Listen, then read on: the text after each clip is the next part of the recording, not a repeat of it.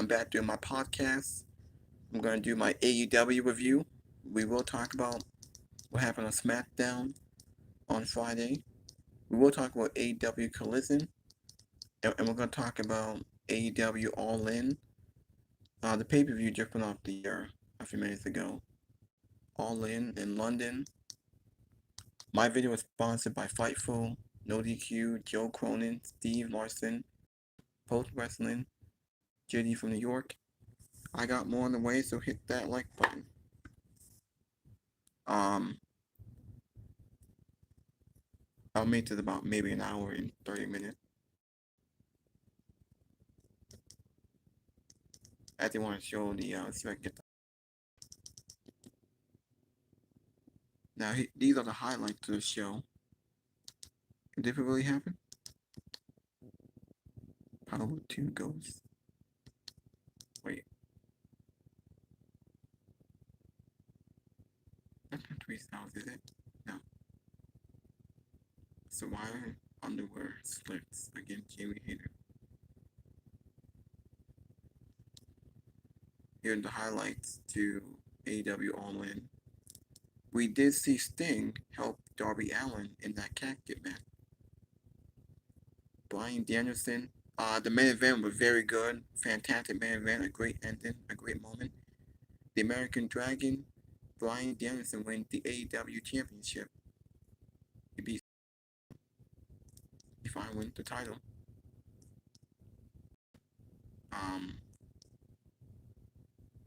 We have a new woman champion. The golfer Myra May won the TBS champion from Sadie Monet.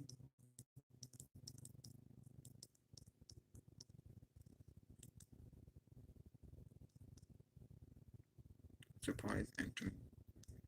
Ricochet has arrived in AEW. He made an AEW debut. We all knew it was going to happen. Ricochet signed with AEW, signed a multi-year deal with the company. He got a big pop. I'm glad they call him by his name.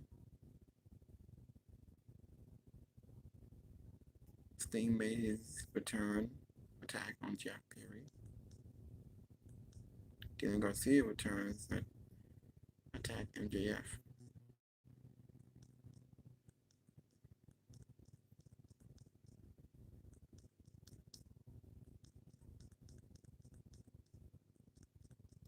That it? Or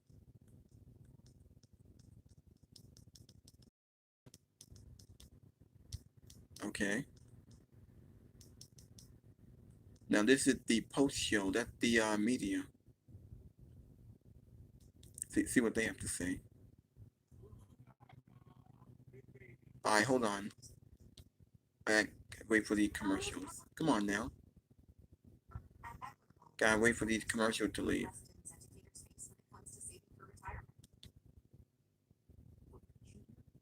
Here's the press conference. There's Renee Young. Here's Sean Wassap.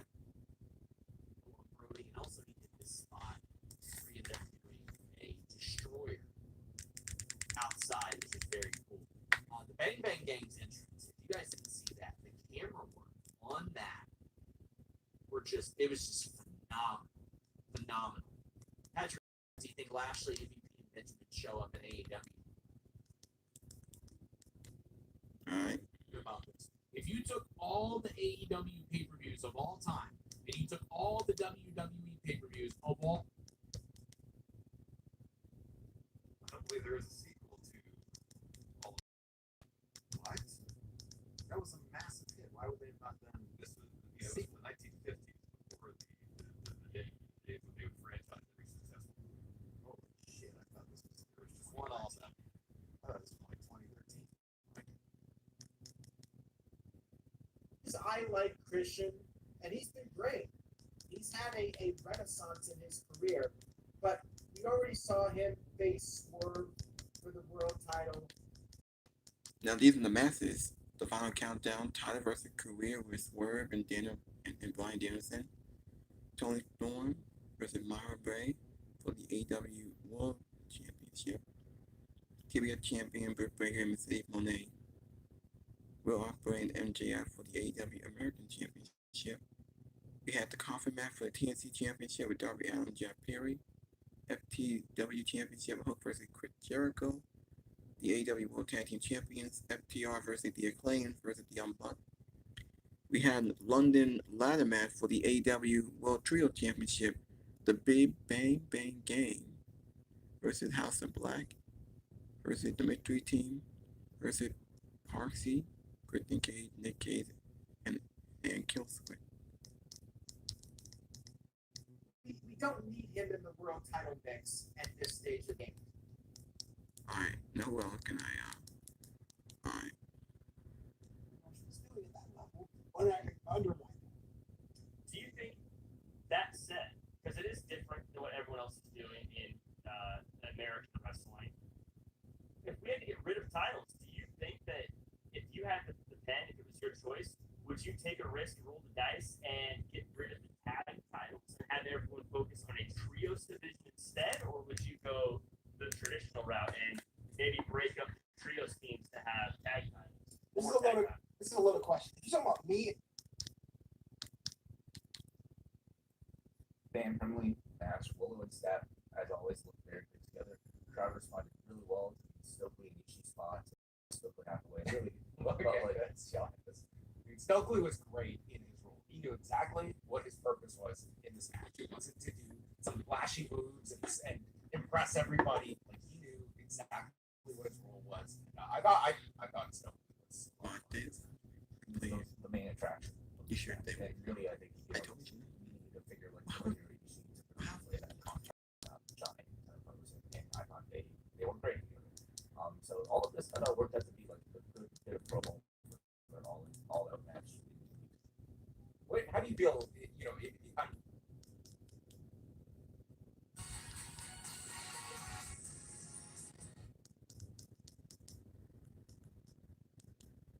Just Allen.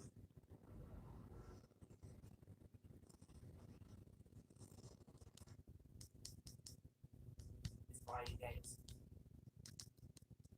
He won that championship, that World Heavyweight Championship at WrestleMania 30, beating Batista, Randy Orton. Something that was not going to happen. That was not the original plan. It was forced. The fans forced WWE to put the belt on Bryan Danielson. 10 years later, here we are again. And another company's wrestling all in the main event. We on the line.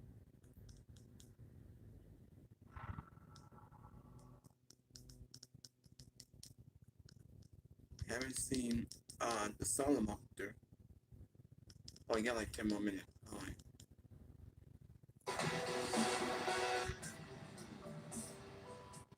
What is going on, guys? Thank you so very much for joining me right here on Off the Script. This is your AEW All-In Post Show for August 25th, 2024. I am your host, JD from New York. As always, coming to you live from the OTS Beer Garden. Thank you guys so very much for joining me on your Sunday afternoons, wherever you may be. Flying solo tonight because Jesse had some family obligations. We'll be back together on Wednesday for the Fallout show following AEW Dynamite right here on Off the Scripts. Let me tell you something, man. I was in the building last year and I had a tremendous time visiting the country, feeling the energy, and just around so much hype for the first show for this brand at Wembley Stadium. This year, I was not there, obviously. And this year's show blew last year's show out of the water. Not only in terms of aesthetics, but energy, match card, and the one most important thing that I've been preaching to the choir about, I'm going to harp on it throughout the rest of this show, so you better get used to it. Story. The one most important thing. For him to be there, the Ospreys went insane, and then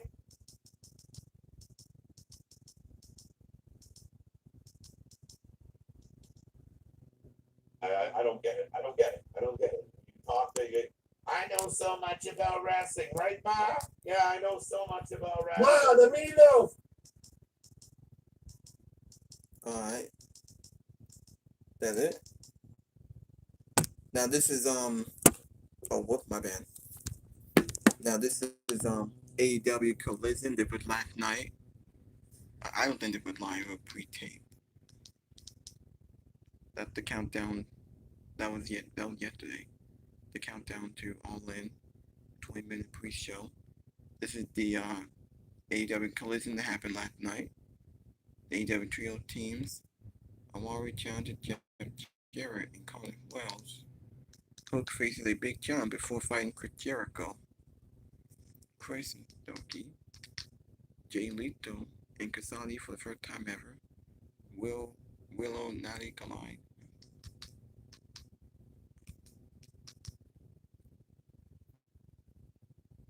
Alright. Now this is Smackdown. They recap when the Bloodline tore Roman Reigns. We had a 6-woman tag with Naomi, Bianca, Jay versus Alba Fire, Isla Dawn, and Belair Davenport. LA Knight defending his U.S. Championship and open challenge with Sandra Akbar. They had a very good match. SmackDown wasn't all that good. It was alright. There was some good wrestling, but SmackDown isn't that good without Roman Reigns. Now we did get a tag team match with Kevin Owens and Cody Rhodes. Can they coexist? Taking down A-Town Down Under. Kevin Owens tell Cody Rhodes about the video. B-Fab, and we did see Kenneth LeRae and Eddie Hartwell visit the doctor to see DIY and the Street Profit. Because after they got attacked by the Bloodline. The Bloodline did defend their tag team title against the Street Profit. They won. Solo and Jacob Fatu beat them up. Bloodline dominated them. What was interesting was that Solo takes the title from Jacob Fatu to be his new enforcer. It took them a month for them to finally do that. But Jacob Fatu had an injured foot.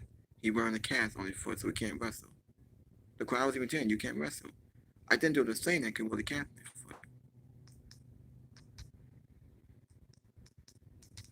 Oh yeah, we got Chelsea Green and Piper Niven talk about the powerful Tiffany Stratton casting. LA Knight will defend his United States Championship next week in another open challenge. And we got Baron Corbin and Apollo Crews laugh at Santos Escobar's defeat. Now those two have been paired together. They're baby faces. I don't know why, but they made them up since being on Smackdown. I think they might feud with Legado and Santos. Now this will open the show. A-Town Down Under, the Grayson Waller Fed with Cody Rhodes. Show Cody Rhodes the betrayals of Kevin Owens. Now next week will be Bath in Berlin in Germany. They only have 5 matches of now. Only 5 matches.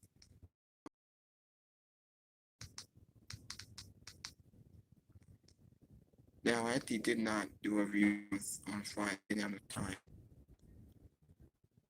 Well, we did get JD from New York. We got Solomon. They talked about the show. I think our show there's, but I don't really talk about that. It's not that good and wasn't like Ronnie Trump here for a golden man.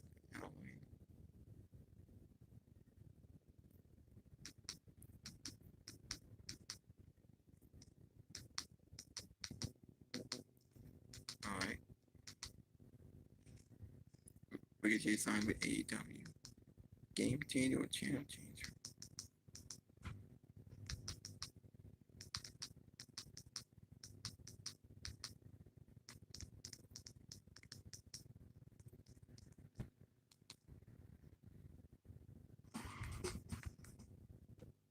Hold on. The spectacle that he gave Bryan tonight. I mean, we've seen great stories play out throughout the year, and I gotta put that up near the very top, man. I mean, that was fucking incredible in the main event. Absolutely incredible. I had to hold back water watery substance coming out of my eyes because I'm such a huge Bryan mark. I think everybody is. I don't think there's one single human being alive that has any ill will or negative things to say about Bryan Danielson. If you do, you're fucking subhuman. And I've got to mention that's Brie Bella. Is it the first time that Brie Bella is in AEW? She made an appearance. Silver with a husband. Now, if y'all hear music in the background, that's from outside. I don't know what they're doing. That's from outside.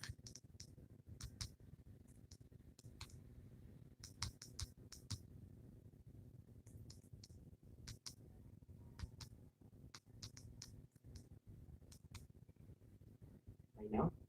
You already changed it. Is that his daughter?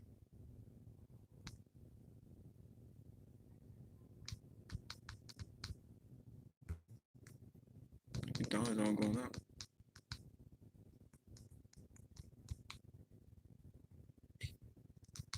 Swerve, shout out to Swerve.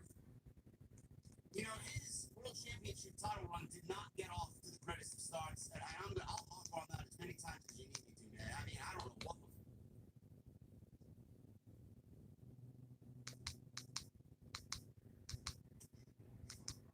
I guess somebody watching on Wednesday. Fire on it. So I was like, someone's coming out, and that news about Sting. And out he comes, Search and Destroy. Sting comes out. He's retired from. Hold on.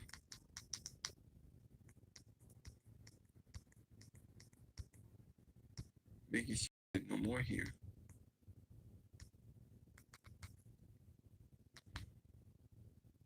It's almost as if you are seeing Swerve right before our very eyes, man. Just absolutely just. I don't know how to describe it. It's almost as if you're so.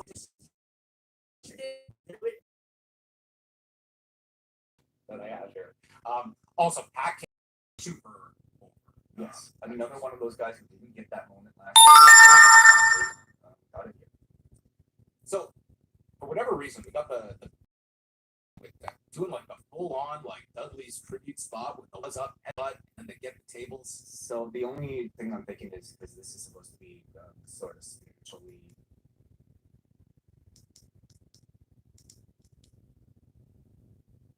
Josh said, "Thank God we live in a time where wrestling is thriving. This is, in my opinion, could be a top 10 show of the decade when all is said and done." So, I see the discourse, and yeah, I completely ignored any of the bad faith grifters, and you'll still see some of them like, yeah, look at the tarts over here, and there are tarts of all kinds.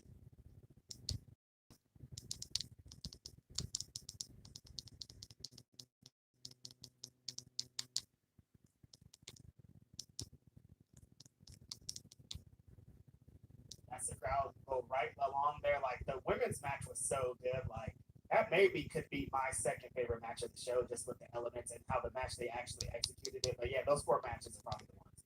I can't decide what was my favorite match. I feel like my favorite match, wrestling wise, was Osprey and MJF. But then I got the most The main excited event about Swerve and Bryan. Yeah, that was the best thing of the show. Right. It's hard because like it really got you excited. But there were so many great moments. Like if you pick any of that, if you pick the Mariah thing, awesome. If you pick Osprey, Yeah. awesome. If you pick BCC Impact, awesome. You know. Exactly. Alrighty, let's see what else we got here. We got Matt. You need to build a boat, right?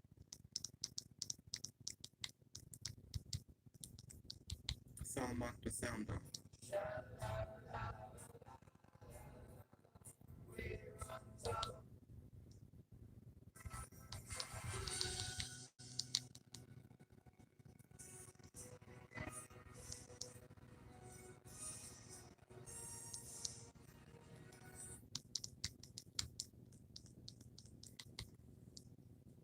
Outsword and winning the AEW World Championship. Just a tremendous fucking story. Just a tremendous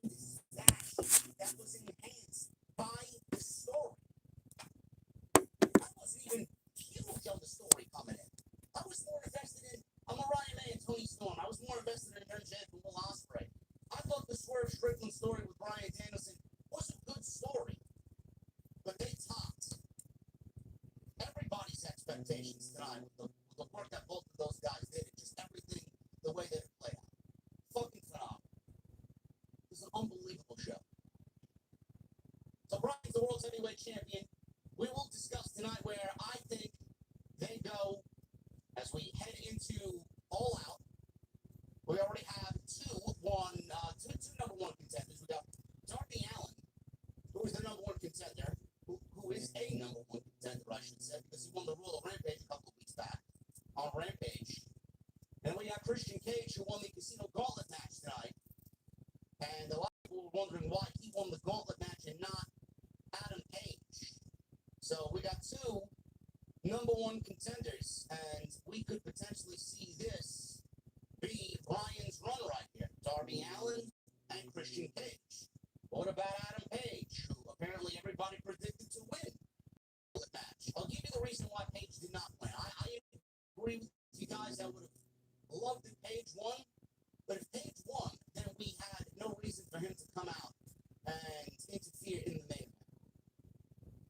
So we'll talk about that tonight as well. Toni Storm and Mariah May. This will go down again as one of the greatest things that AEW has done in all 5 years. When we look back at 5 years, when we celebrate 5 years in October of AEW, what will be one of their most crowning moments? It will be Mariah May and Toni Storm. Again, the blueprint for what AEW needs to do moving forward. I don't know how we get there. I don't know how we get to where we have to be. Maybe Tony hires a fucking writing team. Maybe he hires some Hollywood writers to write this fucking shit every week. I don't know. But the story that was Mariah May and Toni Storm, again, rich, emotional, and it made it into a better match. It made the match. And it deserved the setting that it got tonight because of the story that we were given over the last month. Now, Mariah May won the AEW Women's Championship, as she should have. Great match. We'll talk about that. I wasn't too pleased with the placement of that match. It went on second. I don't know why it went on second, but it did. Mercedes and Britt Baker. Ice cold coming in and no better coming out. Who's to blame? The match went on after MJF and Will Ospreay. Why? The match had no story coming in. Why was it placed amongst the bigger matches on this show? That should have been second on the card, not Mariah May and Toni Storm, which was obviously the bigger story. It may have been the biggest story coming into this show. Why was Mercedes and Britt placed above Toni and Mariah? Gotta question that, gotta call it out. I don't know. Or backstage politics to blame. I won't be surprised. And I'm not even blaming Britt. I'm not even blaming Britt Baker on that.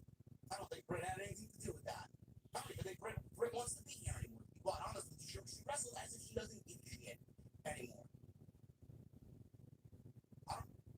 Just shot this baby on you. Not towards the end of the show getting the proper placement and proper treatment. MJF and Will Ospreay. Tremendous match again. Story. Whether you like MJF or not, whether you like Will Ospreay or not, story. They made you care. They gave you a story. MJF basically coming out as Max Creed tonight. I thought it looked like more on. To get that payoff, if you do it just right, you end up with a moment like we had here at the end of the show. Like I said, an outstanding match, largely because of the story they told going into that finish with Bryan getting his big win. It was emotional. It was an emotional close to the show, and I loved everything about that main event. And up until that point, I thought I was going to come on here and talk to you guys about how Will Ospreay and MJF went out there and had the match of the night. But I stand corrected. They had the second best match of the night. Because there's nothing on this show that was better than what we saw in that main event. But Ospreay and MJF, they were damn close. They went out there and had a fucking excellent match. With Will Ospreay getting his Wembley moment and walking out, once again, the AEW International Champion. And that's another example of stories that have been built up over a long period of time. I mentioned the Tiger Driver as an example. Well, it was in that match with Bryan Danielson. It was Will Ospreay who dropped him on the back of his neck. And ever since then, he has refused to use that move. No matter how many times Don Callis wanted him to, how many times he had to stop himself from doing it. No, I can't do it. I can't do it. Even though it was ridiculous because, Danielson turned out to be fine. He was back like 2 weeks later. But that was the story that they were telling. It was all to build to this moment. This match, this finish doesn't work. If Ospreay wins with anything other than the Tiger Driver, he had to win with that move. Everything was building to that moment. But another story that has been building since April. And in the end, that's exactly what they gave us. I wish a lot of people agree with my take on that. She showed up on the 0-hour pre-show. See, these are the things that Tony Khan really needs to start paying more attention to, man. That is a complete fucking botch, if you ask me. Because nobody is thinking about Jamie Hayter coming out of this show tonight after all that we got. That was a botch of a return. Don't know where she gets slotted in. Don't know where she fits into this obviously different women's division since we last saw her. But putting her on the 0-hour pre-show was a fucking absolute waste. We got a lot to talk about, guys. Thank you very much for joining me here on Off the Script. Again, flying solo. Jesse has family obligations. He watched the show with his kids. He had a great time. Him and I were texting back and forth during the show. He'll be back on Wednesday, as usual, for the AEW Dynamite post show right here on OTS. But I thank you guys for joining me here, bro. I thank you guys for joining me. We got 2,600 people in here on a Sunday happy hour afternoon. If you guys are here, please hit that thumbs up. We got almost 800 likes, man. I would love if we can get to 1,000 likes. That's the minimum. Anything over that, you're gonna make. At Equitable, we understand the big questions educators face when it comes to saving for retirement. We had multiple title changes on this show. We had some big announcements as well, which I'm going to get to here in a second. But we also had a Casino Gauntlet match. And as you well know, if you're an AEW fan, the Casino Gauntlet matches usually have a lot of surprises because we don't know all the participants that are going to be in the match. We knew Hangman Page was in that match, and that Hangman had claimed he's going to win. He's going to have himself a guaranteed world championship match. I was expecting Hangman to win and go on to eventually challenge Swerve for the AEW world title. Swerve and Hangman came out of the show losers. Hangman Page did not win the Gauntlet match. We got a surprise winner, which actually made for a very underwhelming finish to what I thought was a fun match otherwise. But to the surprise, I think, of very few people. One of these surprises in the Casino Gauntlet match on the show was this man. And in fact, Ricochet is all elite. I think we all expected this was coming. It was just a matter of when. It was not a matter of if. Let me tell you something. He came out there, and in just the opening moments that he was in the ring for that gauntlet, it was Ricochet doing Ricochet things. He looked like, he has just been chomping at the bit to get back in the ring and show people who the fuck he is. So he was out there doing all the things that you would expect Ricochet to be doing. He was flying around. He was, doing all kinds of crazy stuff. Didn't get the win there, but establish him that he is now part of the AEW roster. I'm sure Will Ospreay is just grinning from ear to ear, waiting for the inevitable showdown with Ricochet and Pac. There's so many different matches that you can do with this man. And I'm not going to sit here and get into a whole thing about whether or not, he's going to be in a better position than he was in with WWE. As I said at the time, when it looked like he was leaving, he was not going to resign and stay with WWE. I'm not looking at Ricochet as a future AEW World Champion. I actually don't think that ultimately the spot that he will settle in on this roster is going to be radically different than the spot he was in WWE. But now he has more people to work with. He's got fresh opponents to work with. And maybe he will end up in a better spot. It's hard to imagine he'll be in a spot any worse. So just because, he's going to get lost in the shuffle and, people think he's going to walk on in, he's going to be wrestling for the world title, I'll speak for myself. I had no illusions about that when he left WWE. I still have no illusions about that. But this is a guy who obviously feels that his talents are not being utilized in the way that he would like for them to be utilized. And he has spent many years, 5 or 6 years, working for another promotion, has wrestled everybody that there is to wrestle, and feels as if his head, his bald head, has smacked the ceiling, and there's no place higher for him to go. So why fault the guy for wanting to leave and go work somewhere else when they clearly would love to have him? And it's not like he's going to make a terrible living working for Tony Khan. Now he's a man renewed. It's like, again, a baseball player who gets traded after playing on the same team in the same city for 10 years. And they get traded to another city and another team. It's a fresh coat of paint. Now he'll have different people to work with. Gets to keep his name. Maybe it ends up being a lateral move, but I'm happy for the guy. He went out there tonight at Wembley Stadium and got a great reaction. Got a great reception from the crowd. They were very happy to see him. And you probably had people who were genuinely surprised who don't follow every little thing on the internet. And maybe they didn't expect Ricochet to be in that match. I'll tell you one person who I did not expect to be in that match. I marked out when he walked out there, and that was Nigel McGuinness. Nigel McGuinness on this show got kissed by Mariah May and got to make his in-ring return. This man. Domino's pepperoni stuffed cheesy bread is loaded with pepperoni. It's kind of like your favorite pizza's best friend. Introducing chemical gloves. Rock back. Get better performance. Better mixing. Better control. About 11 minutes. Again, none of these people have anything to do with each other, and it was just a jumbled mess to get everybody involved on the show. Then the most important thing happens on the 0-hour pre-show.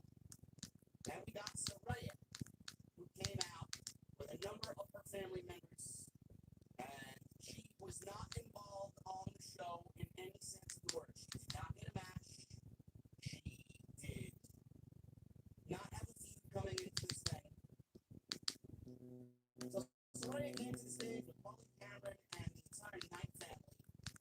Harley Cameron screamed at the crowd and said that Saraya is pissed, and the show cannot go on until she gets the proper respect she deserves. Saraya went on to say she's the Queen of England, and the crowd will respect her. She won the AEW Women's Championship last year, and at this moment, she's not even booked for the show. She's the best wrestler to come out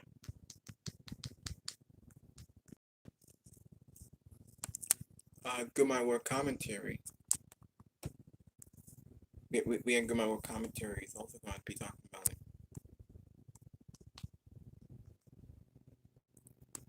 He celebrated with his son and his daughter.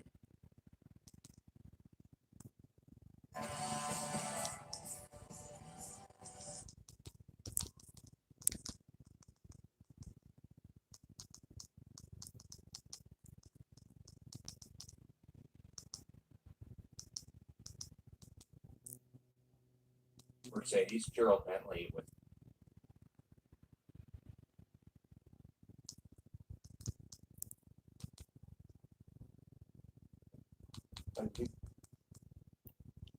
There's his daughter.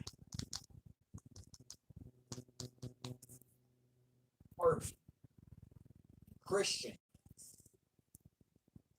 Then Darby and Christian have a world title match in Washington. Swerve obviously probably facing Bryan as well. And then Danielson, maybe a Danielson against Nigel there, and that might be Danielson's last, you know what I mean?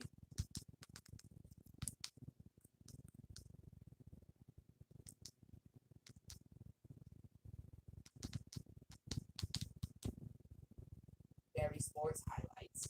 Got Anthony A. In Brisbane, Australia on Saturday, February 15th, 2025. That stadium, from what I see, can fit anywhere between 50 and 60,000 people, which is what they had here at Wembley Stadium for this show.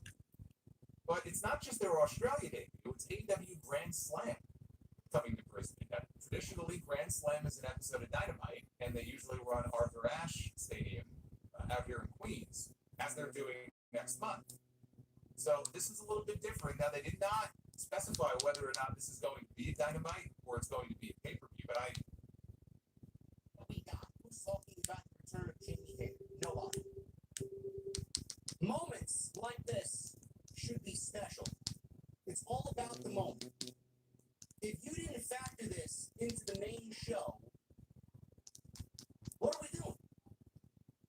Jamie Hayter doesn't deserve main star treatment. She was the fucking women's champion. She organically, genuinely got over.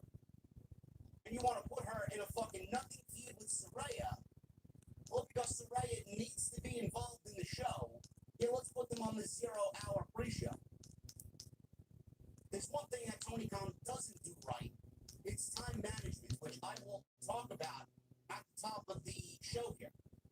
Time management is a problem for AEW. If they had better time management, then this would have been included on the main card in a nice slot so that she could be amongst everything else that happened tonight and not on the fucking 0-hour pre-show. I hate when a moment is just thrown away. Might not be a big deal to you, but the woman's been gone for a year and a half. She's a former AEW Women's Champion.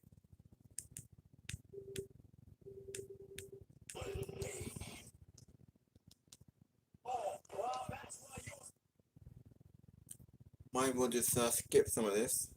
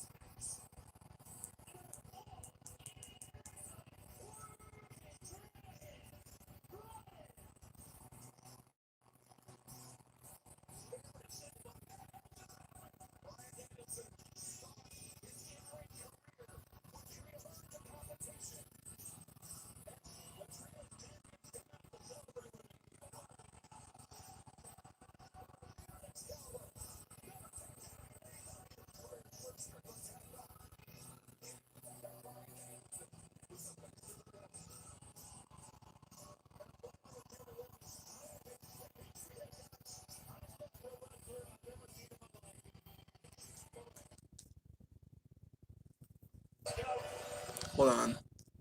Hold on a minute.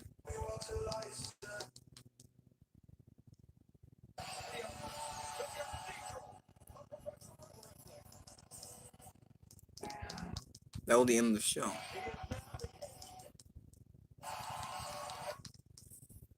I actually wanted to show you the ending to the pay-per-view.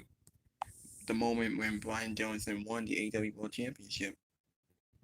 We saw Claudio, his wife, his son, his daughter, everyone was there.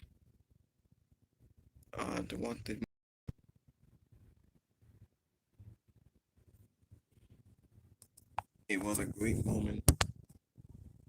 It kind of reminded me of 10 years ago when he won the WWE World Heavyweight title at WrestleMania 30.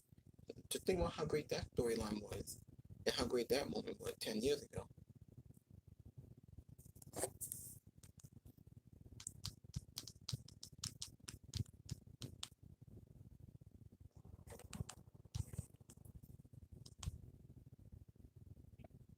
justify another world title shot.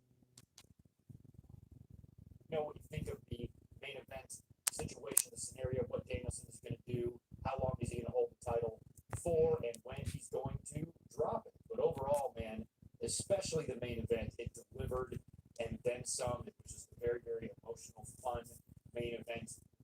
And a lot of great storytelling, in-ring storytelling tonight specifically. And I got to give this pay-per-view an A.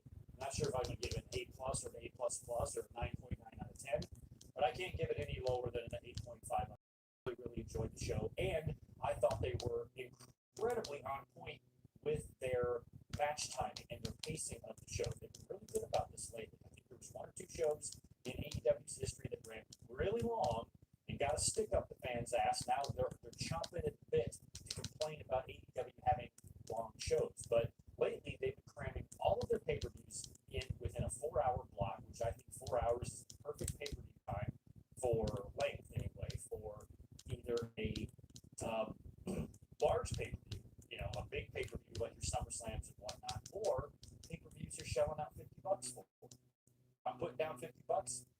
10 match and 4 hour card. Sorry, I just do.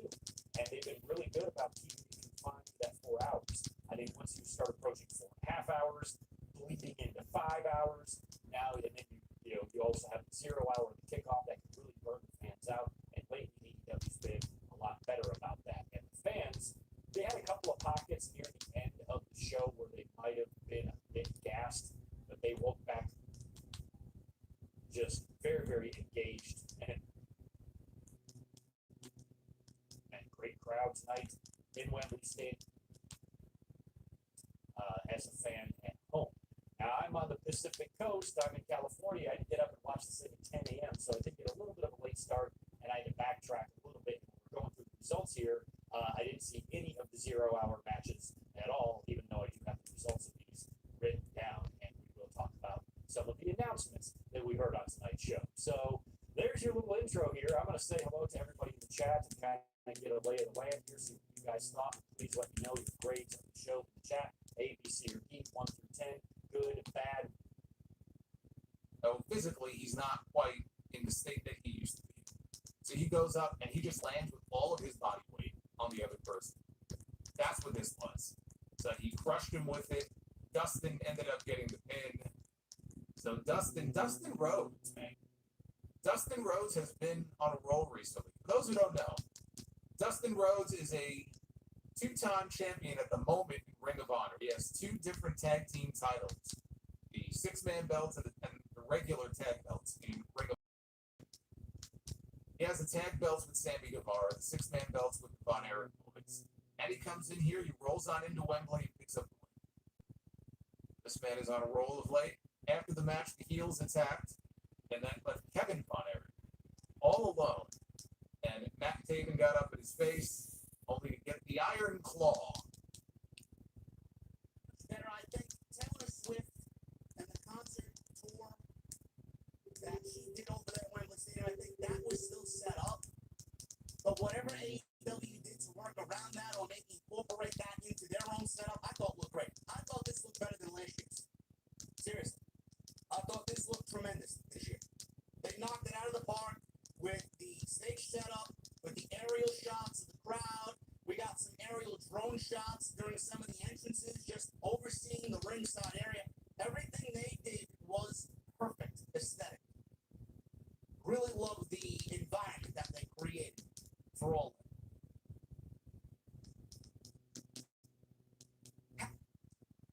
They're changing it from the All Atlantic title again. I saw some people compare it to the TNA Legends title, which was like what the Legends title, the TV title. I don't know if they did. Did it become the Grand Championship at one point? What a terrible idea that title belt was.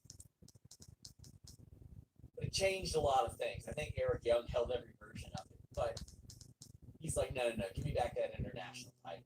And this program was a part of them trying to put the international title near the level of the world title. First off, you put it on Ospreay. You have Ospreay compete against Swerve, which again wasn't necessarily planned. I'll say that. That was a thing where, yeah, eBay. You get Yeah. things going. Yeah, get things going. Alrighty. Damn, there we go. Reg, we've been on the air for almost 5.5 hours here. A lot of talking that we've done, but seriously, guys, we want to thank you guys so freaking much for, if you guys were here for the entire watch along and the review, thank you so much. We were just here for the watch along or here for just the review, regardless. Thank you guys so much for joining us. I am going to put the podcast up here. You guys are going to see it in the video, so for those watching the video right now, thank you so much as well. Reg, how'd you feel your song that you did and review? Woo! Long time, 5.5 hours. I really appreciate everybody kind of being here. Now, honestly, it's super duper fun. Watching the show, who would have thought watching the show with a bunch of supporters and people from the stream would be extra fun? Like you said, I'm going to want to do all the post shows at this point, and yeah, that's pretty much it. I'm like, when's the next one? I love it. I was going to say, well, the next one is technically all out, but I'm going to be at the show. So I'll be back to my normal post round and something, and we'll figure it out. You'll see content going up. But just a friendly reminder to everybody.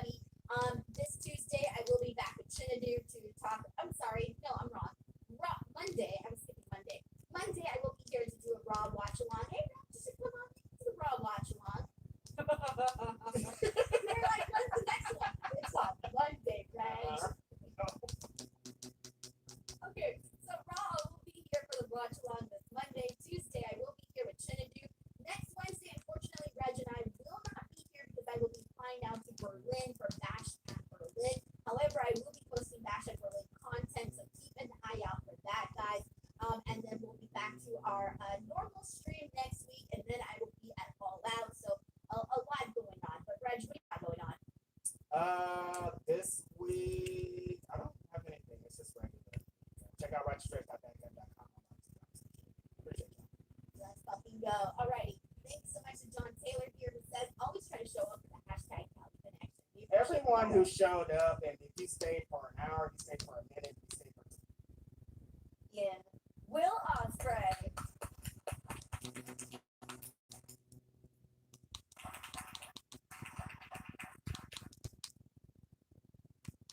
Um,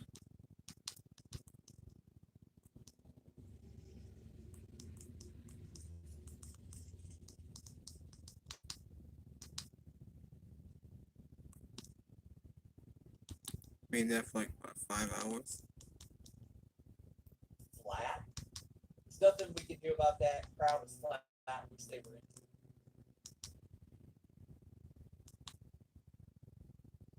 Jeff Hardy. He just has that. Combustible elements, maybe he doesn't want to put them together. Oil and water, fine.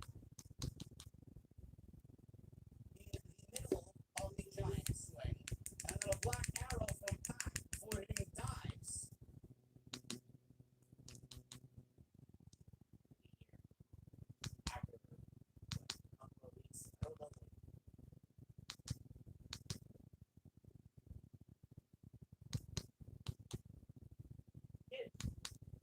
They did what they needed to do, but I felt like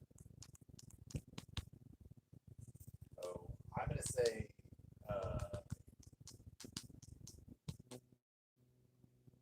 Great job. I'm ready to go. And then just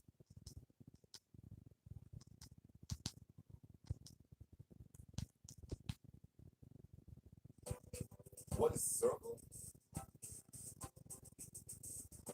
Circle. So Orange and Okada would be chaos history. They embrace and Okada. It's just like the master. The guy who everyone was really find the hard things. That moment's the hard thing, right? He just stares, like this deadpan stare as he's hugging Orange.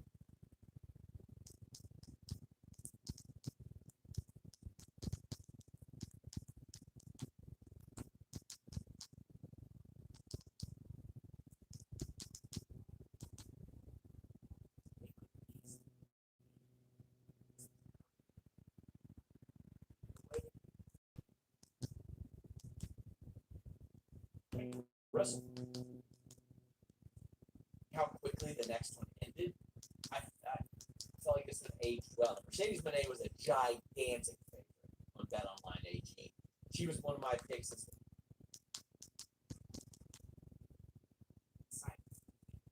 Raya. It's vicious. Monstrous. Homegirl slapped her mom. She invited her mom to the show just so she could slap her. That was nuts. Now,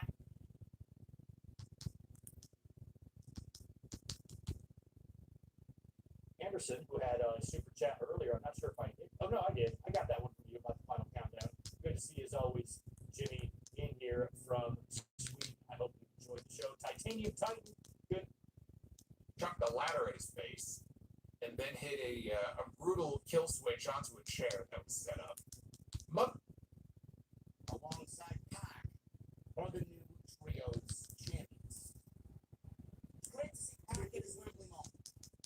They found him onto the show, they got him into the show, and they booked him to win a championship in the opening match at Wembley Stadium because he was supposed to be the #1 contender for the AEW International Championship.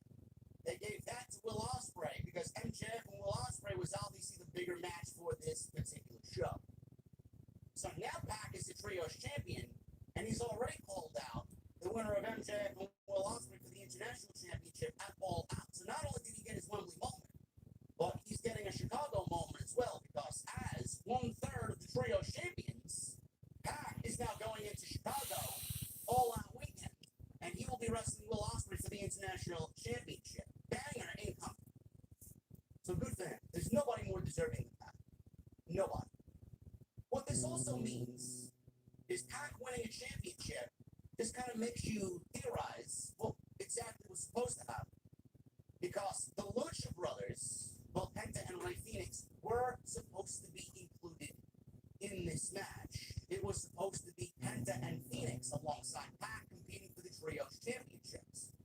So Pac won the Trio Championships alongside, obviously, not Penta and Ray Phoenix.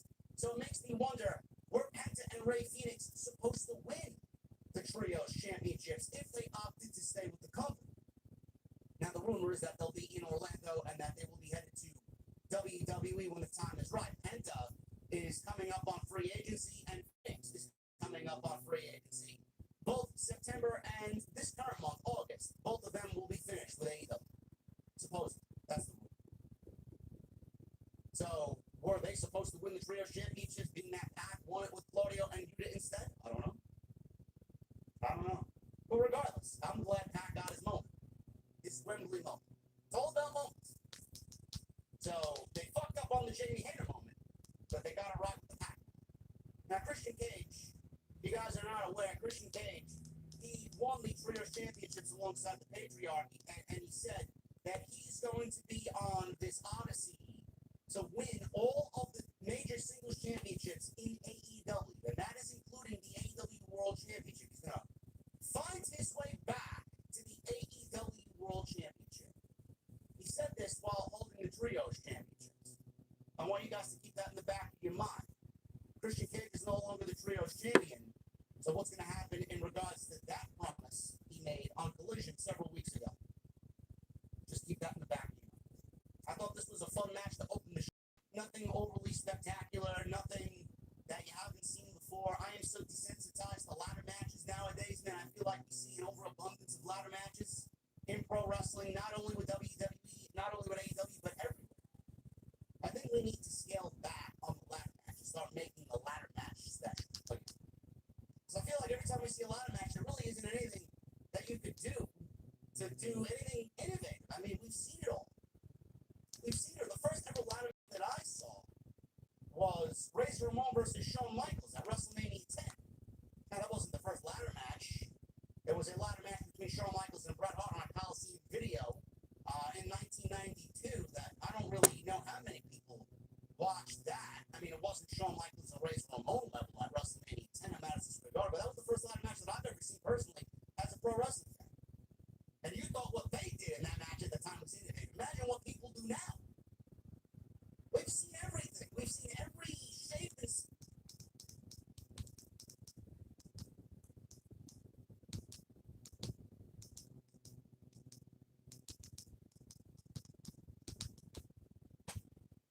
Let Racing Cake.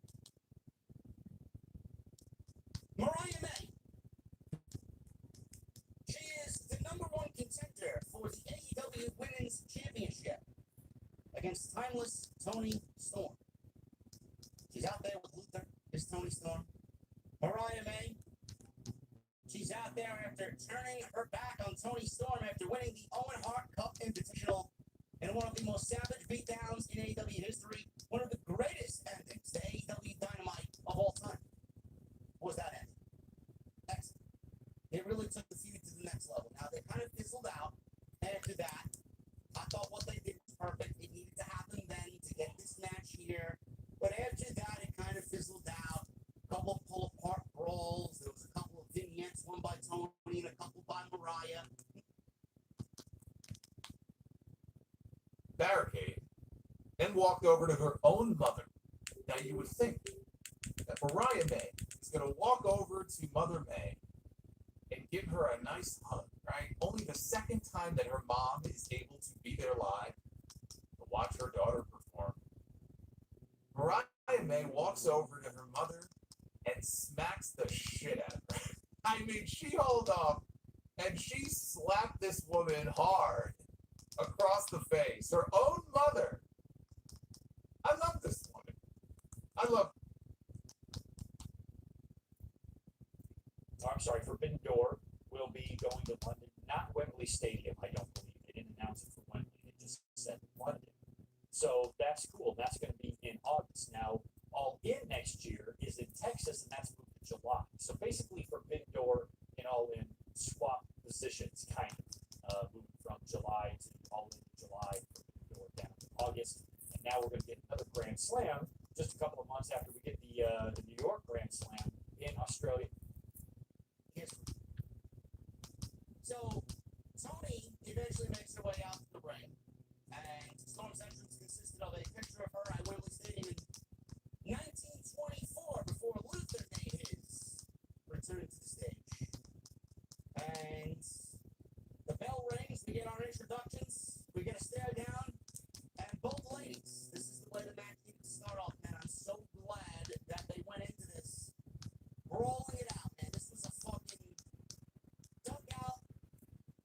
near fall for the champion.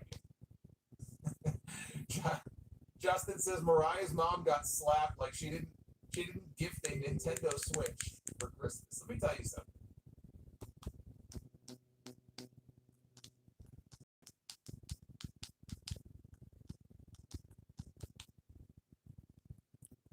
Now this is Bass in Berlin in Germany. I'm just going to show y'all the highlight for Smackdown. The full recap on Friday. Cody Rhodes and Kevin Owens defeat A-Town Down Under in the tag team match. The Bloodline dominated DIY in the Street Profit. Chelsea Green and Piper Niven confront Nia Jax. They could be teasing Piper Niven and Nia Jax. Bloodline retain the titles again for Street Profit. So the Bloodline go after destroying Roman Reigns. This woman Canada wasn't all that special. They were just there. So Grayson Waller showed the video of Kevin Owens' history of backstabbing his friends. Kofi Kingston, Sami Zayn. Who else? I forgot who else. Andrade confronted Carmelo Hayes at the barbershop. So those two are going to continue their feud. LA Knight retains his US title against Santos Escobar. Their history in Berlin. These were house shows. It showed Natalia and Cody Rhodes and others. And this will open the show. A-Town Down Under. Cody Rhodes and Kevin Owens on the Grayson Waller effects. It showed what happened last week when they took out Roman Reigns. This was on Monday Night Raw. Show this. Yeah, I already showed that. That was on NXT. Wait, did I show this? I'm not sure if I showed this. But this is the full week after NXT last week. Joe Parker wins the NXT No Mercy Woman Gauntlet match. Wasn't that much on the show? Anyway, show that much. Drew McIntyre versus Ethan Page. Anything goes. That had to be years ago, right? So Drew McIntyre took on Ethan Page. Was that in a different promotion? It had to be.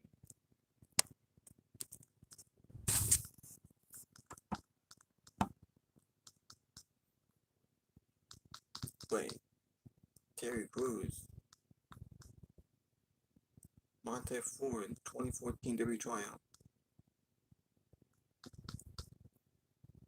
It doesn't look different now.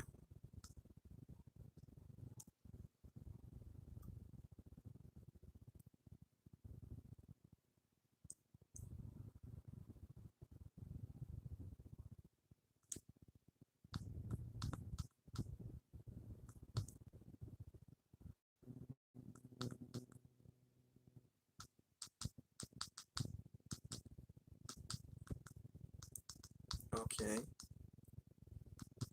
Well, Ricochet signed with AEW. I might want to show you guys what happened on Smackdown.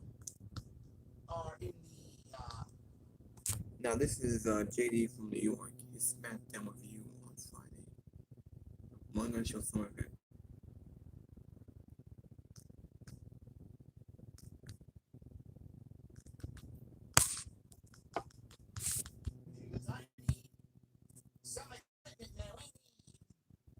some excitement on Friday night because we are just not yet, man. It is very boring out in the streets here on Friday night.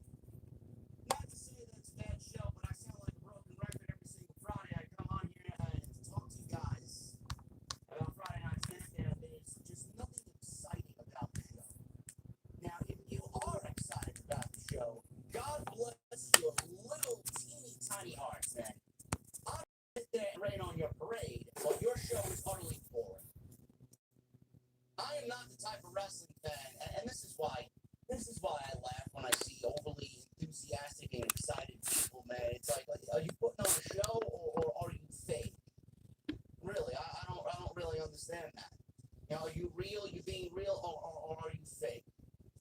of people take their excitement in this community, man. I wouldn't sit here and doubt that for a second.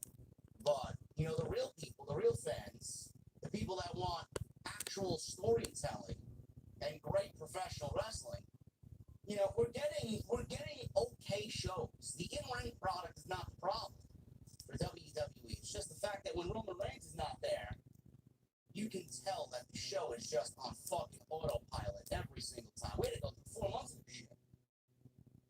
4 months of this shit. I mean, I don't know what's going on with Friday Night Smackdown, but they need more than just Cody Rhodes, man. They need more than just Cody Rhodes. I know Randy Orton's doing his thing on Monday night with Gunther. He's in the main event of Bastion Berlin against Gunther for the World Heavyweight Championship. Roman Reigns was put on the shelf for a little bit for a storyline because Jacob Fatu beat the shit out of him last week. He'll be back. He'll be assembling his bloodline. We're going to get bloodline versus bloodline at War Games. We all know where it's going. But when Roman is not there, we are subjected to the same old shit. And not enough, not enough storytelling outside of the main story. Cody doesn't even have a good story. When Roman's not there, we are subjected to, can they coexist storylines with Cody Rhodes and Kevin Owens against fucking 8-Town Down? Randy Orton's not here, like I mentioned, so he's not even factored into any storylines on Friday night. He's the second biggest name when Roman's not there. LA Knight, no matter how great LA Knight is, it's pretty predictable that he will defend the championship and win, being that he just won the championship, the United States Championship, that is, against Santos Escobar. There really is no other storyline. And no matter how good LA Knight is, no matter how good Santos Escobar is, no matter how good Carmelo Hayes is, and Andrade has been, it's just not enough. It's not enough. You know, I get Monday Night Raw is positioned now as the A show. They have made it a statement to make Monday Night Raw the A show because they're moving to Netflix. And that's the big money maker. That's the $5 billion show. But SmackDown, man, just fucking pales in comparison. I mean, it's almost like, and I want to use baseball analogies here, just going on this season. You know, this is basically Monday Night Raw is the LA Dodgers, and fucking SmackDown are the New York Mets. It's like, the Mets are playing okay baseball. They're not fucking egregious. They're not totally offensive, right? But it's just there. They go out there lackadaisical. If we win, we win. If we lose, we lose. We don't give a shit as long as fucking Alfonso's making $28 million a year and whoever else is making the big bucks over there. It's just there, man. It's just there. It's just a very lazy show. I don't know how else to explain it. And I say this every week. I say this every fucking time I'm on here. I'm going to continue to say it. Just a lazy fucking show. There's no heat.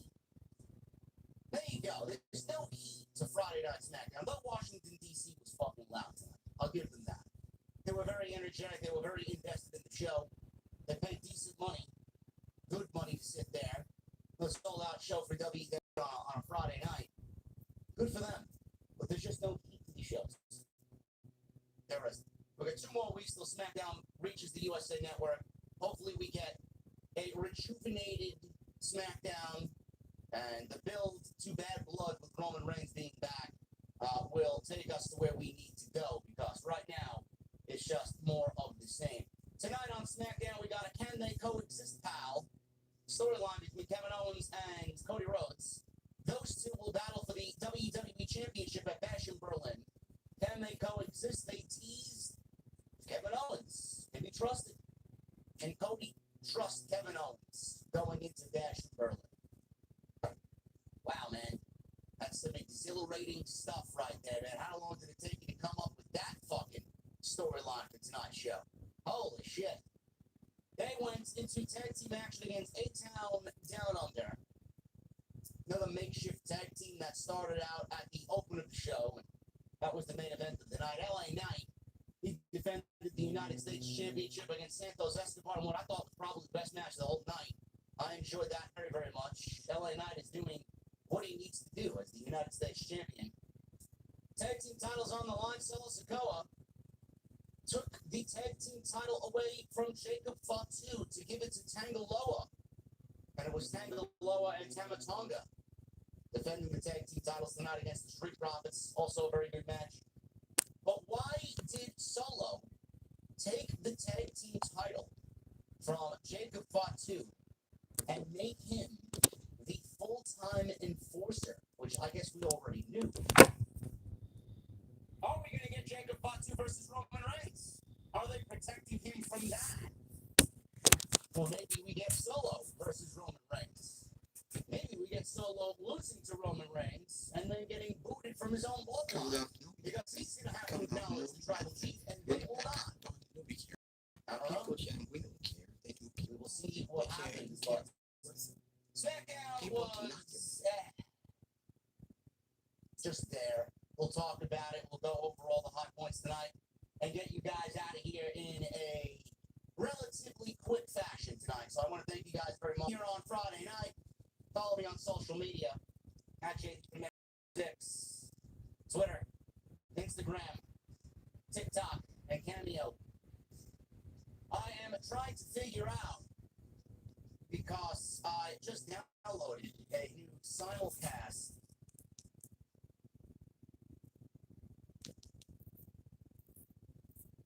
Yeah. He cut everything off. Told Cody it was an interview and Cody needed to sit down.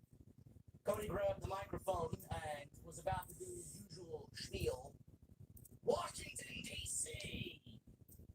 What are you guys? Nah. Waller put an end to that shit, man. Yeah. So, what do you want to talk about? I get it. It's a talk show. Sit down. So, he cut him off. He didn't allow Cody to do his usual shit. What was it?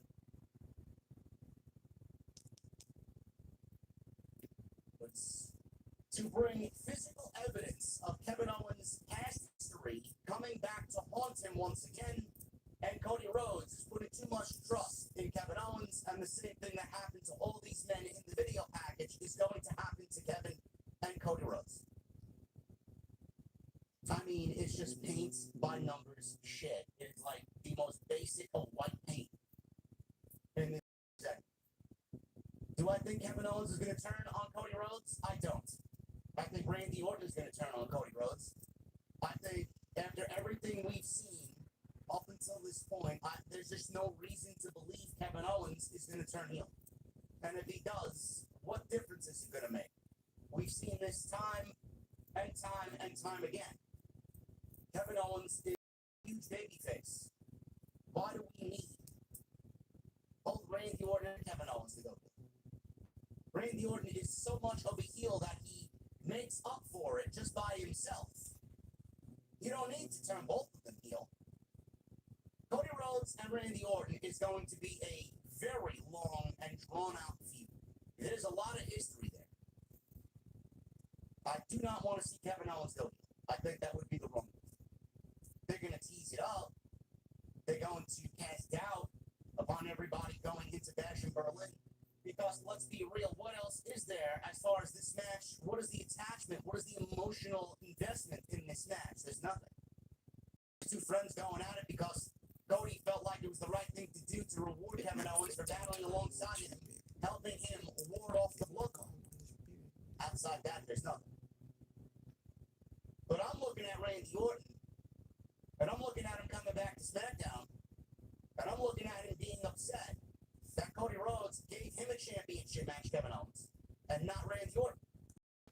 So when Cody Rhodes gets rid of Kevin Owens at Berlin and beats him, he's going to go right back to SmackDown, and Randy Orton's going to be like, all right, well, where's my title shot?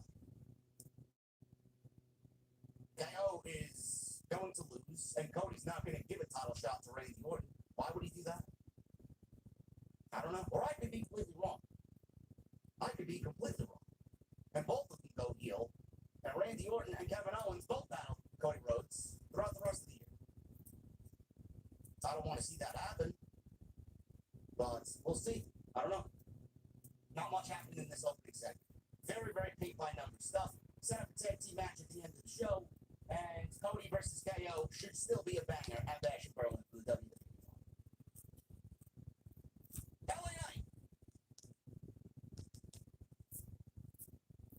Santos Escobar to win the United States Championship. I did not expect him to go on and beat LA Knight in any which way.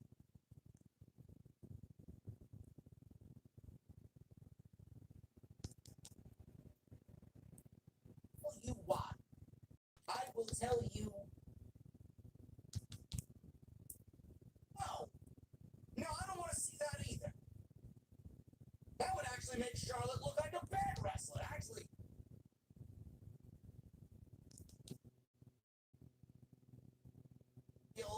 she goes on a run.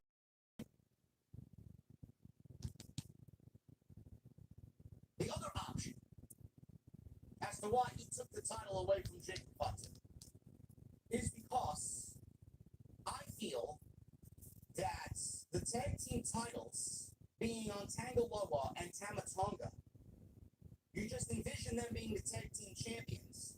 When the Usos inevitably get back together, the tag team titles are probably going to be contested over with the Usos and the Bloodline. Do you want the Usos, Tamatonga, and Jacob Fatu? Or do you want the Usos against the Tongans, Tangaloa and Tamatonga? Because to me, it would look a lot better, and it would be a lot more easy on the creative team to book that match instead of putting Jacob Fatu in the mix and then having him lose. Because the one thing that they want to avoid is for Jacob Fatu to lose a match. So they took him out of the equation. Third, I don't know if it's going to be Roman versus Jacob Fatu or Roman versus Solo. I don't know.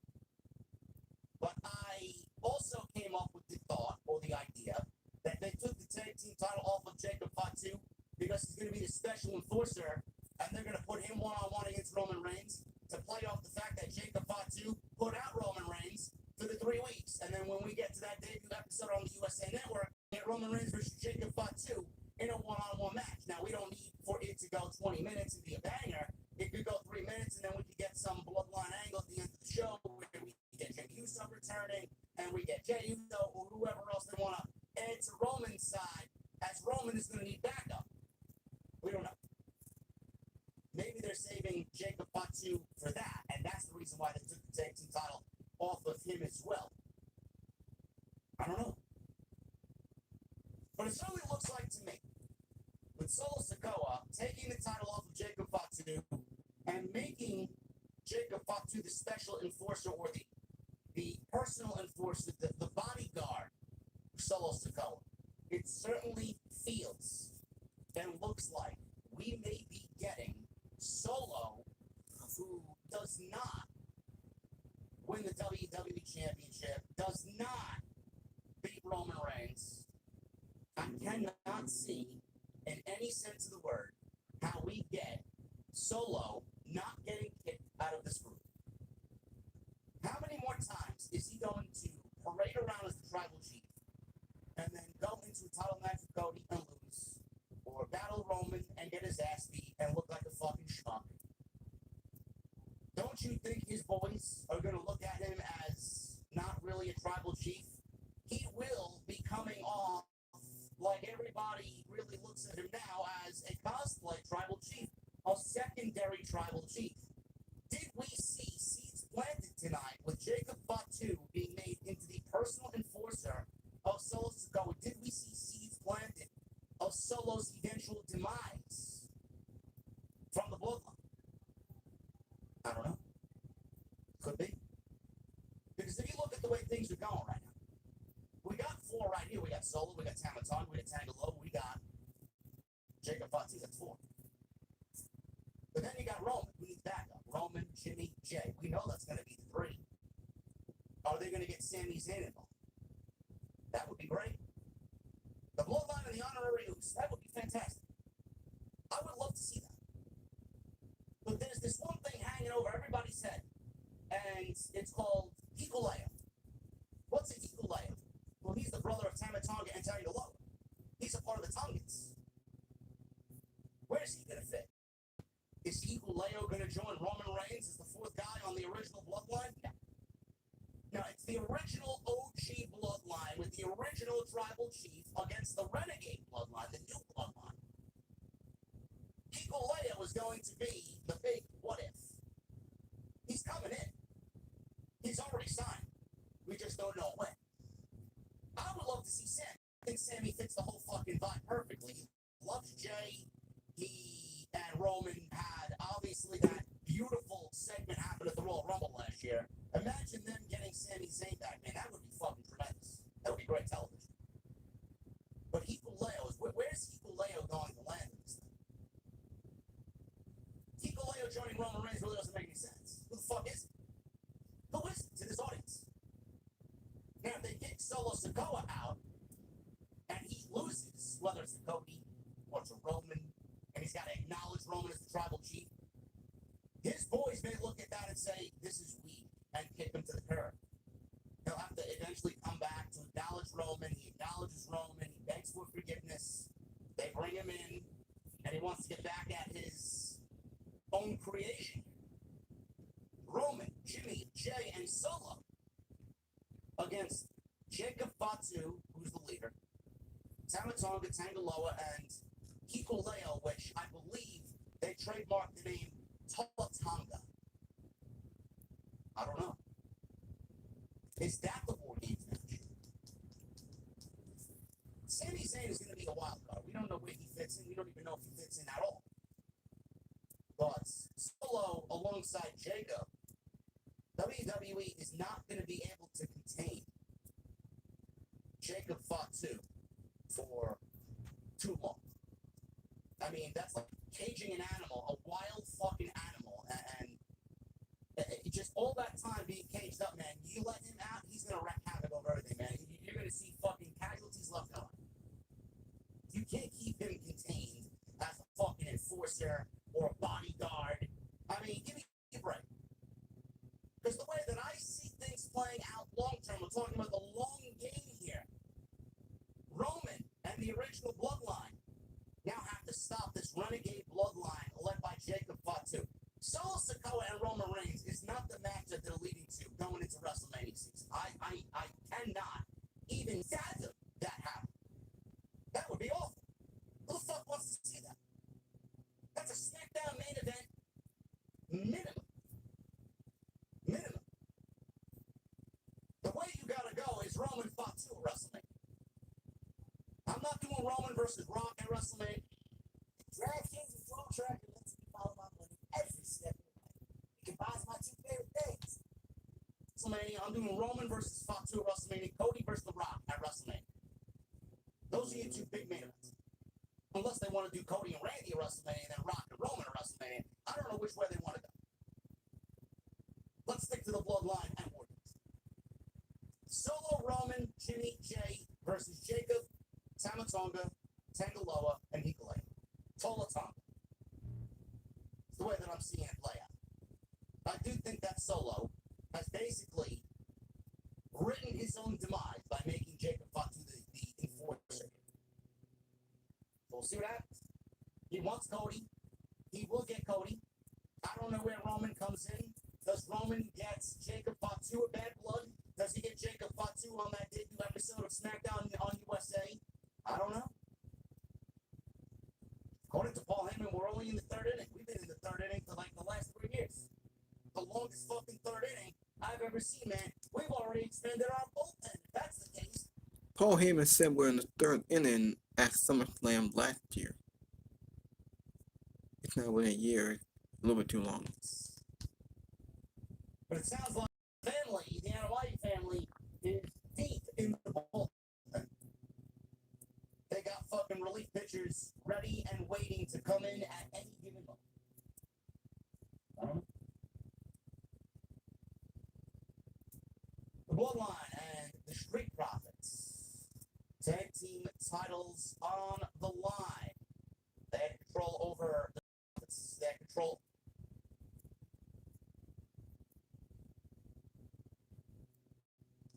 over Dog. Well, Jesus Christ, what a fucking move, man. That move looks more devastating every time I see it.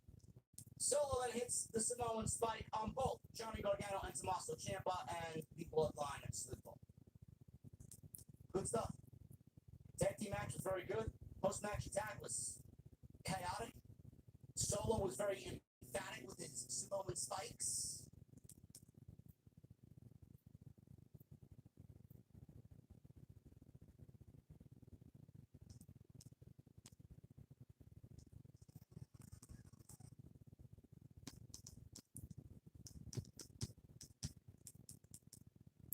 Now this is sound off, the sound off.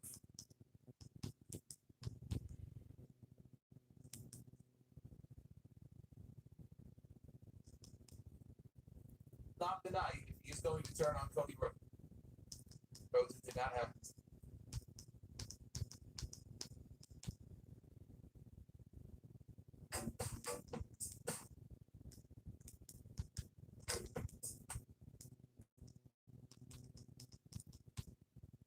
Recapping all of the betrayals of Kevin Owens.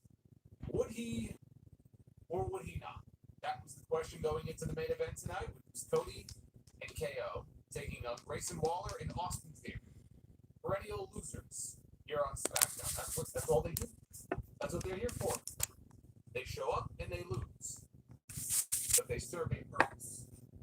But they still lose. Kevin Owens is going into this WWE Championship match next weekend with a little bit of intrigue as far as what he is going to do. Tonight was not the night if he is going to turn on Cody Rhodes. It did not happen tonight. But it is a smart little wrinkle to end the title match that didn't really have any sort of major story. Now at least it's wrapped and shrouded in intrigue as far as what may happen next weekend. We had 2 championship matches on the show tonight. The United States title on the line, LA Knight's first title defense since winning the gold at SummerSlam. And the Bloodline, defending the WWE Tag Team titles here against the Street Profits, who beat DIY in a number 1 contenders match on last week's show. And we had the announcement earlier today that a new championship match has been added to the Bash in Berlin card next weekend. And it will be the women's tag team titles defended, Alba Fire and Isla Dawn, putting their titles on the line against Jade Cargill and Bianca Belair, former champions. They're going to get their rematch, and that completes the 5-match Triple H card. He loves putting together these international PLEs. We have our 5, and I do not expect that to go any higher than that. This is your Friday Night Smackdown review. It is August 23rd, 2024. I am Solomon Smith. Thank you for joining me here on a Friday night. Hit that thumbs up and drop a super chat for me to read later on in the stream, or do it just like to show your support for the channel. It's the amazing Gunther. Wow. Loves Gunther, the magnificent. This is cool. All hail Gunther. Hey, David Theory, thank you for the $50 Gunther bomb here to kick us off here on this Friday night. That is a hell of a donation. David, thank you. I appreciate that very much. Says, what's up? Hope you are well. I'm liking the cards so far for the next HOG event with Dijak and Mustafa Ali. Yeah, it's going to be great. It's going to be a great card. We've got Zilla Fatu, the Crown Jewel Championship that he just won at our last show. This will be his first title defense. And like I said, Dijak making his HOG debut. And also, we have Megan Bain defending her HOG Women's Championship for the first time against Kylie Ray. We got a lot of first-time faces coming in. So that's going to be fun. I will be in Chicago, but that's not for another couple of weeks. So we got a little bit of time left. But he says, curious to hear your thoughts on who answers LA Knight's challenge next week. Yeah, we're going to talk about that. LA Knight. This reminded me of, if you think back, I want to say it was 2005, after Shawn Michaels, I believe, super kicked Hulk Hogan on July 4th. I think it was around that time. I think the following week. But they aired a video package on Raw that week, and it was highlights of all the times that Shawn Michaels had betrayed people in his career, going back to the barbershop incident with Marty Jannetty, and then super kicking Diesel one year at Survivor Series. Then there was another occasion where I think an X-Pac hit him with a steel chair. I don't think they showed Michael super kicking The Rock on Smackdown.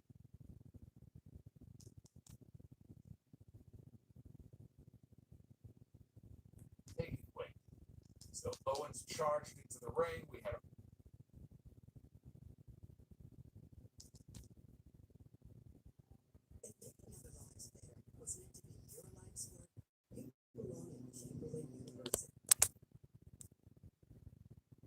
no complaints out of me.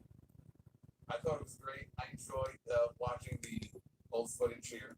I wish they would do a classic segment like this on.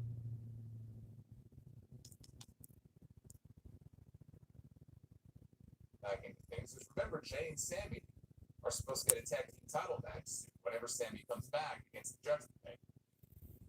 He didn't go in that direction, though.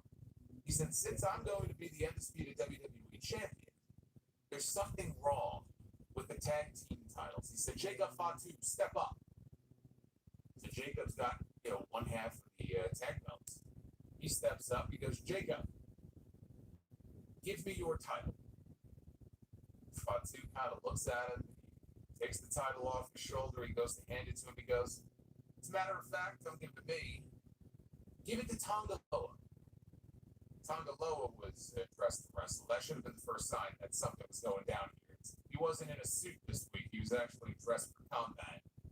But the funniest part, the best part of this entire segment, I've said that Tonga Loa has been good so far for comic relief since WWE brought him in, and really nothing more than that. As soon as Solo Sikoa told him, give your title to Tonga Loa, the crowd chanted, you can't wrestle.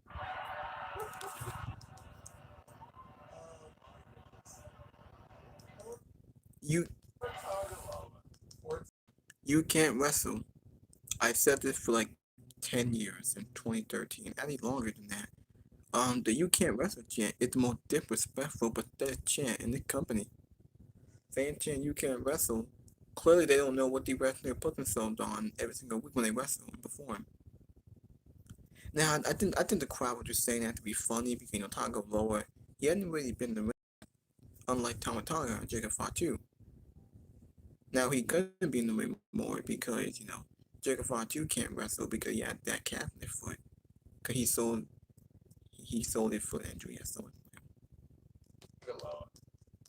getting it even from the fans in the building. It's bad enough he gets it from people like me online, but now he gets it from the people in the arena as well. You can't wrestle from the people in Washington, D.C. Well, maybe he can't wrestle, but now he's one half of the tag team champions. Jacob Fatu surrendered his title to Tonga Loa. Solo told Fatu, you can't be a champion if you're going to be my personal enforcer. So he got a promotion, basically. He's now his personal bodyguard. Solo gave him a hug. Jacob didn't hug him back, but as he was being hugged, you could hear him screaming, I love you, Solo. I love you, Solo. Thank you, Jacob. That's very kind of you. So BFAB and the Street Profits interrupted. Montez Ford called them Bloodline version 8675309. Great song. Is that Tommy Two Time? He said that Fatu looked all happy because he got a promotion. Angelo Dawkins said that it was time for a demotion because they were coming to take those tag team championships, and that led into the tag team title match with the Bloodline, Tama Tonga and Tonga Loa, defending their titles against the Street Profits. Boy, we got a gifted membership drive going on right now in the chat. I am trying to keep track of all this.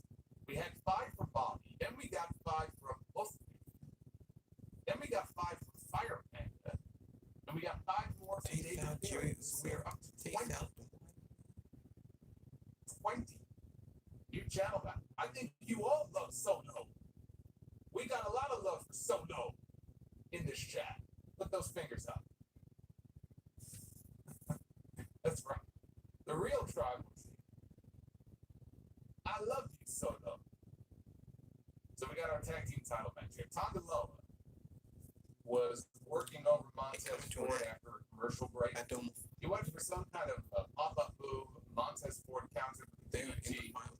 Dawkins got the hot tag outside the ring. He shoulder blocked both Gorillas of Destiny into the barricade.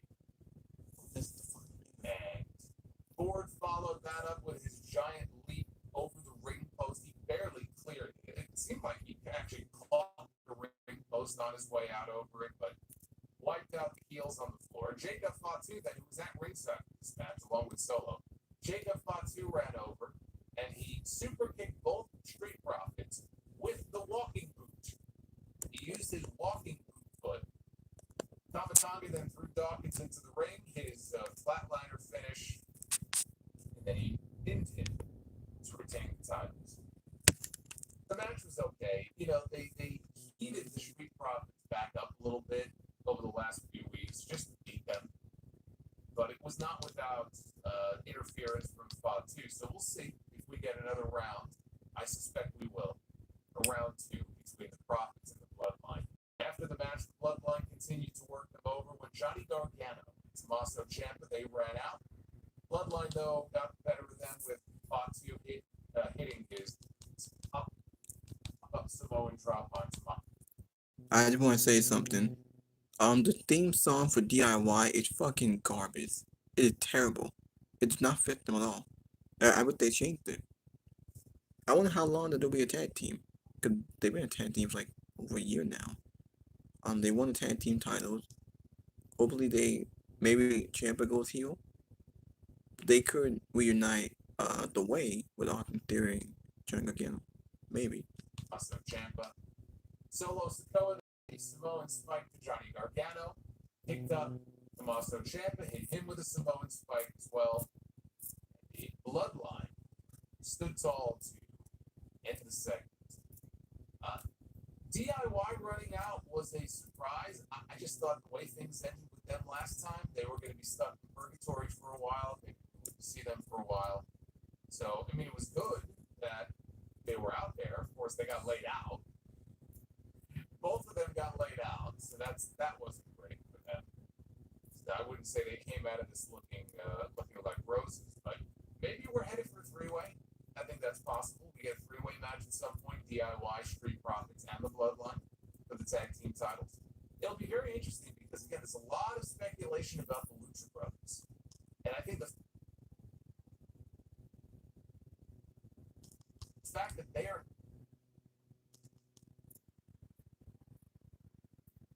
cautionary thing. But you see, you can't say something like that without people jumping down your throat. Well, I think I will end the video pretty soon. I want to end my podcast. All in. Come on back. Now this is the prediction for Basketball In. I'm not gonna do my predictions not until maybe Monday or Friday, maybe when we get close to the pay-per-view. So I'm not gonna do my predictions yet. But I will end my video. Make sure you guys hit that like button, leave a comment, please subscribe to my channel. If y'all want to see more, let me know in the comment section. Hopefully y'all enjoy my video. Introducing at Equitable, we have Hold on. questions educators face when it comes to saving for retirement.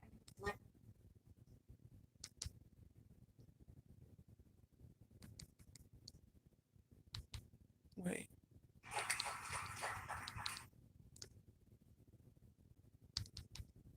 Really wanted to do. Alright.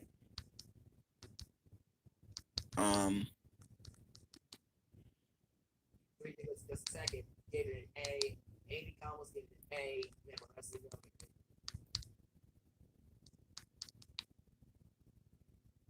British car, jet dog in there. It was a little special deal. Came down not too bad. MJF hit the Brainbuster, which he's been using to finish off a lot of opponents. But again, Ospreay kicked out. Before his sliding knee strike on McGinnis before O'Connor put a stop to it. Zack Sabre Jr., who won the G1 Climax this year. He was out there at number 5 to a big pop because he's from the United. Actually went for another Stone Millionaire, but Sabre escapes into a submission. Well, we're gonna end the video. Hit that like button, leave a comment, please subscribe to my channel. Thank you for watching, thank you for the support. I'll be back with more. Until next time, I'll see y'all later. This is Jacob Cast 2024.